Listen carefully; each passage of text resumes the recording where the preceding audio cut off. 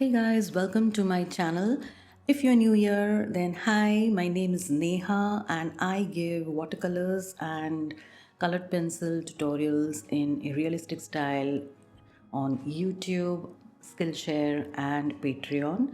And today I'm going to show you how I drew this pink orchid flower with colored pencils. This is my latest tutorial on my Patreon in real time. It's almost, I think, more than 4 hours long.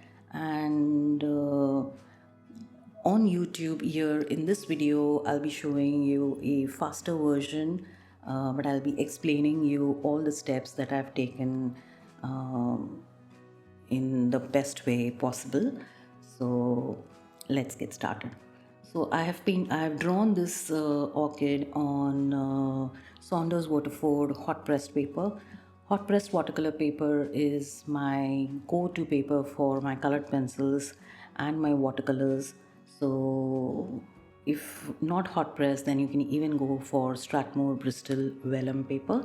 These two papers are my favorite papers for colored pencils. For pencils, I have used mostly Faber-Castell polychromos. Again, they are my go-to pencils. Along with these, I've been using Caran d'Ache Pablo and Luminance pencil for this particular tutorial.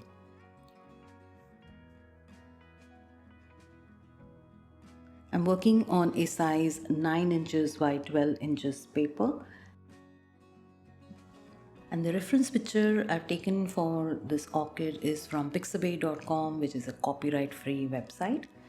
Now, as with every color pencil drawing, I always like to start with the darkest value on that particular area.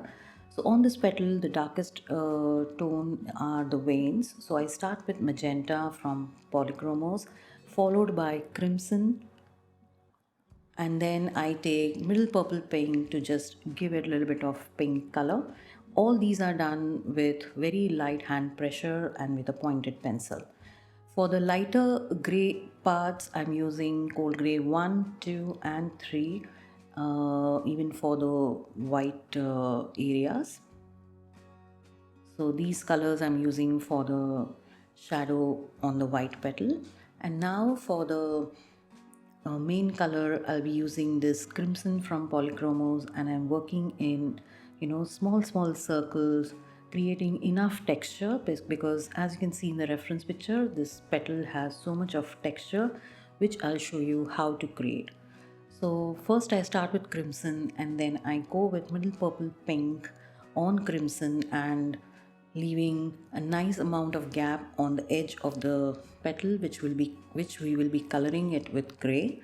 And then for the lighter pink, I'm using this light magenta from polychromos and leaving enough white gaps in between. So this is the way I'll be creating texture. Normally, if it's a very smooth looking surface, then I create those circles very close to each other. But in this case, I'm creating a little bit of lighter gaps in between, and I'll be filling up those gaps with different colors. So I again come back to crimson for the outermost edge, and then again work on the center part of the petal. So this color will go in all the darker tone areas, and I'm working with very light hand pressure all the time. Then I follow it up with middle purple pink on a crimson, and you can see that I've started creating texture right from these initial layers. You can see a lot of lighter gaps. So though I'm creating a texture, but in the end you will not see any grainy part of the painting.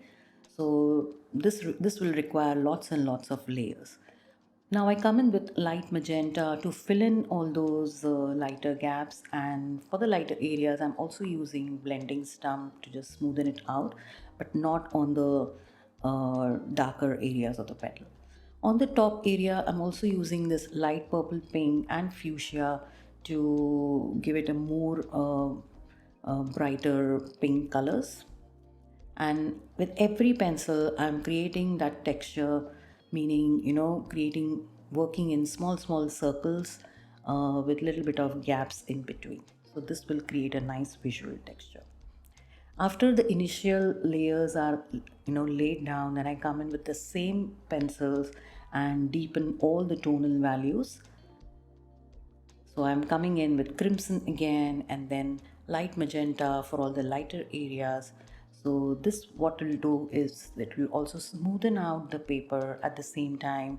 It will fill up all those lighter gaps, and with so many layers you will start creating that visual texture which I'm looking out for.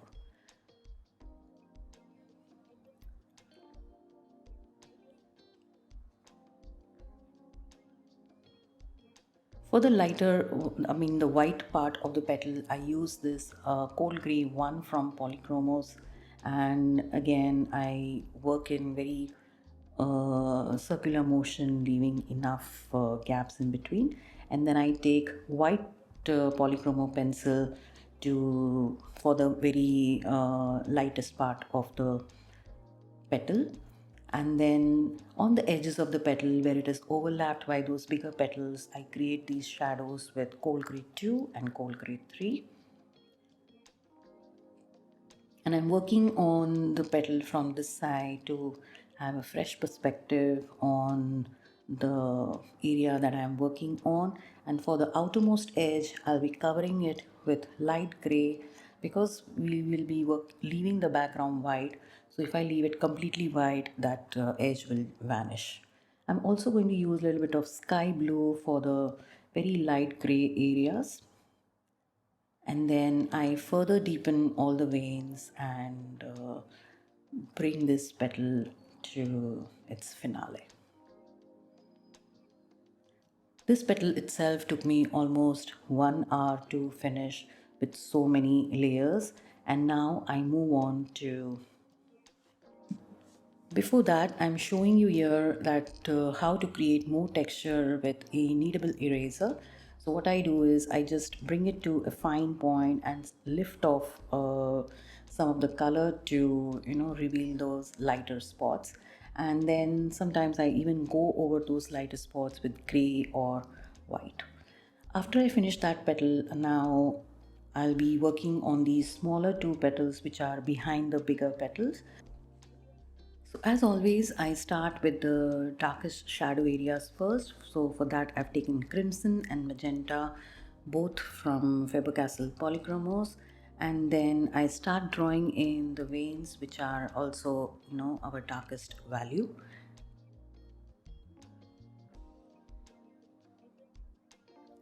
Now with this crimson, I'm also creating some horizontal texture that I see on the petal, and then I go over all these crimson areas with middle purple paint from Polychromos to give it a nice pink color. Now the under part of this petal is behind the center, so for that I'll be using a lot of grays because it's in a lot of shadow, and then for the lighter veins I'll be using some pink, some magenta as well.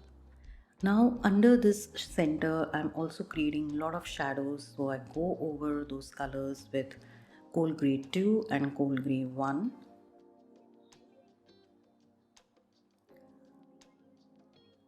And then with light magenta, I fill up all the lightest pink areas of the petal. Again, I work in small circles to create that texture and leaving some lighter gaps where I see in the reference picture.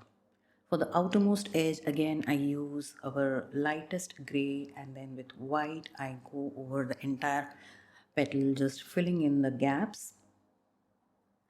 And then once all the colors are laid down, then I come in with the same colors again, darkening and saturating all the tones. So I start with crimson again and make it a little bit more dark because over the crimson we went on with so many layers of light colors, so definitely it becomes lighter. So at this stage we check our tonal values and bring all the values uh, at the right saturation. I create more and more gray tones just under the center and where it is getting overlapped by the bigger petal. So this will create a nice illusion of a 3D flower. For the innermost part of this petal, I have already put in my gray colors, and then I go in with light magenta and crimson for the veins.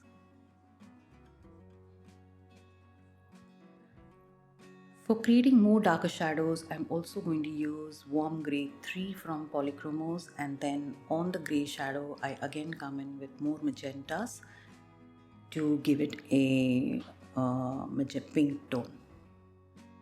I also use warm grey 1 to fill up the inside part of the petal. I work on the second smaller petal in the same way, and here I'll be showing you how I worked on the bigger petal. So I start with the crimson and start working on the darkermost veins, and then I go over it with magenta. And for the little bit lighter veins, I again continue with crimson, and then for the very lightest veins, I take light magenta. With cold grey 1, I work on the part of the petal which is joining towards the center, and then I give a little bit of light magenta tone to just pink it up.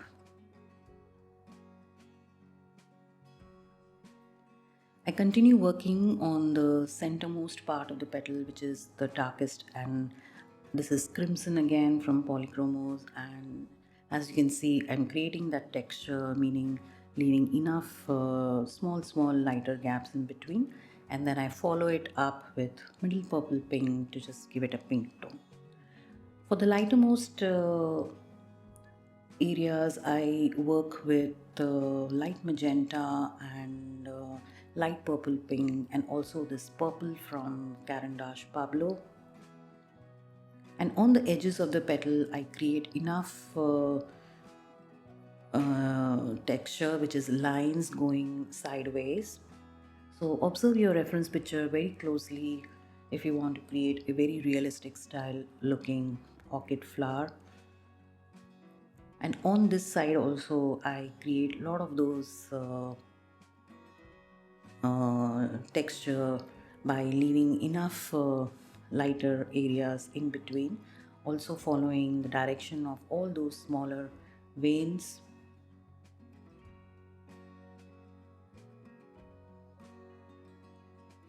So this is just the first layer, and then we'll keep on coming on to all those areas to fill up the grain of the paper.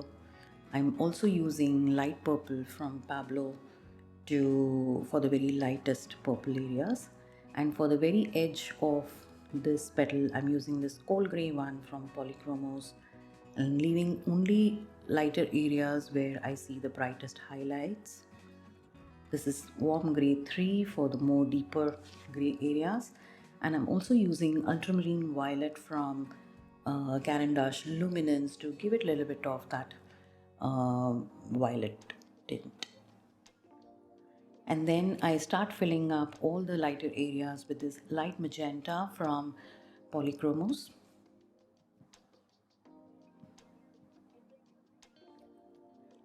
I know it's a little bit confusing, with this very fast-paced video, but you will find all the explanation quite easy to follow when it's in real time on my Patreon.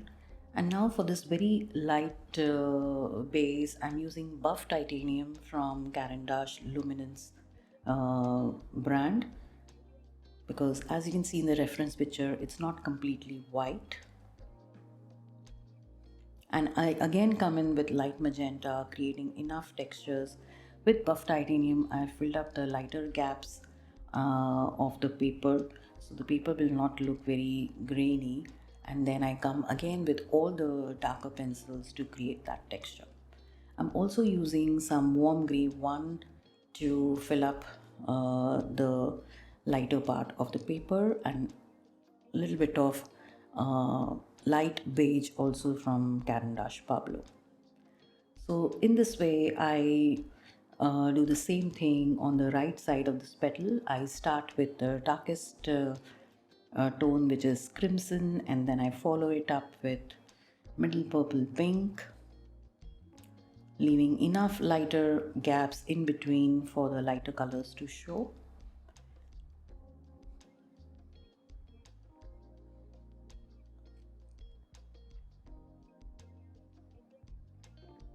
And for the lightest areas, I'm using this magenta, again leaving some lighter gaps in between for the texture to show.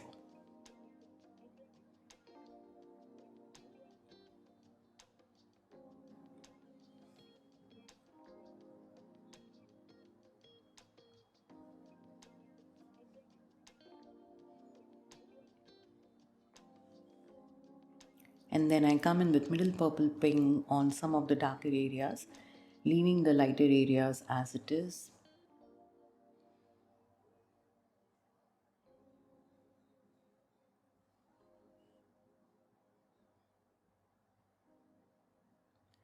Following it up with purple from Caran Pablo. And for the outermost edge, I'm leaving little gap where it is overlapping the top petal. I'm going in with cold gray one,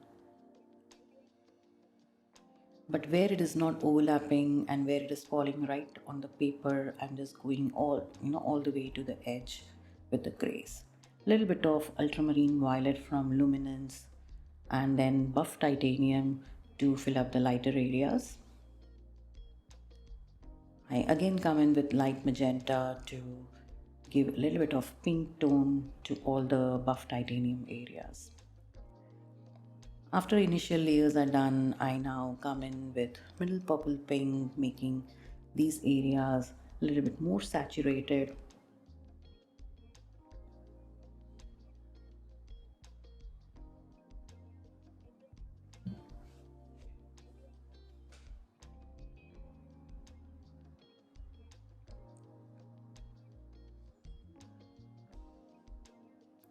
I'm also using fuchsia from Polychromos for a little bit more brighter pink areas, and this is light purple from Pablo to for the lightest pink areas. Lots and lots of layers, and once you establish one petal with all these layers of which pencils to use when, then the rest of the flower becomes really easy.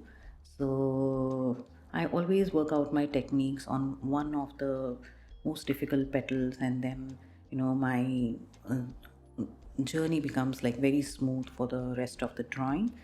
So all these things you will learn in my online classes at Patreon, and where like I discuss in detail how I go about my techniques and my selection of colors. So after all the petals are done, now I come into the center of the flower, which is the most interesting part of the orchid flower. So I again start with the darkest tone, which is the crimson, and then follow it up with middle purple pink and then light magenta. Now for this area, I'm starting off with pink, leaving some lighter areas in between. Now the center is doesn't have any texture, it is quite smooth. So I'll be creating the strokes, the circular strokes very much next to each other in the same way that I had done the strawberry.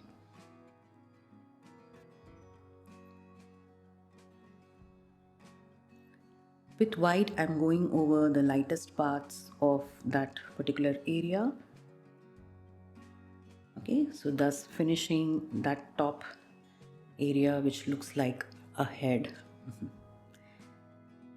And then I move on to the other areas. This is the extended part of the bottommost right petal.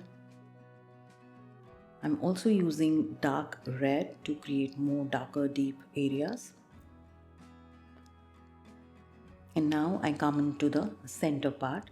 So I give a base of cream from Caran Pablo to this entire area, and then with purple, sorry, this is light purple pink, I just give a little bit of pink tone and continue the same with light magenta, and this is apricot from Pablo, and then a little bit of yellow to just make that area a little glow. Also using deeper yellows and buff titanium to smoothen out the area, and then again go with yellows and oranges to brighten up those areas. Once the base is done, then I come in with dark red for all those darker spots. So use a very sharp pencil point for doing that.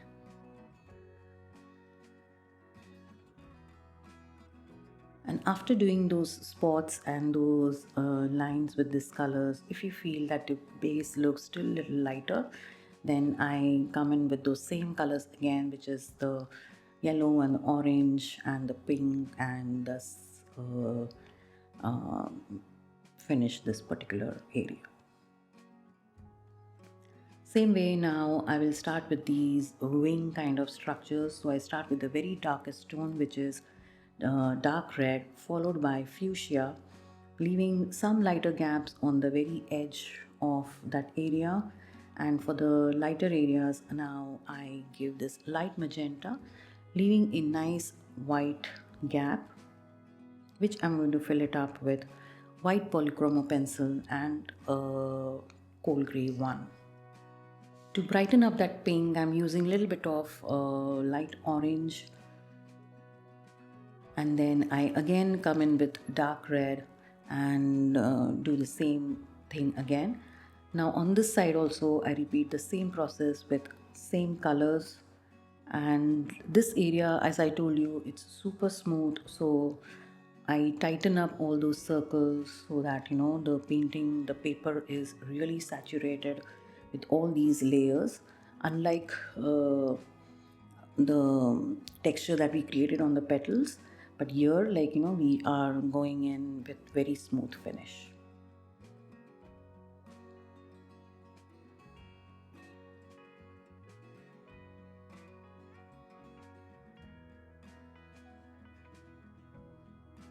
I give a glazing of this light magenta on the center area as well, and here I've also taken apricot and do the same. Little bit of warm coal gray 3 for deepening the shadows more further. Okay, now I'll work on this area which looks like a nice butterfly. So I start with the deepest color, which is dark red on the very edge, and then I take alizarin crimson from polychromos for the red area.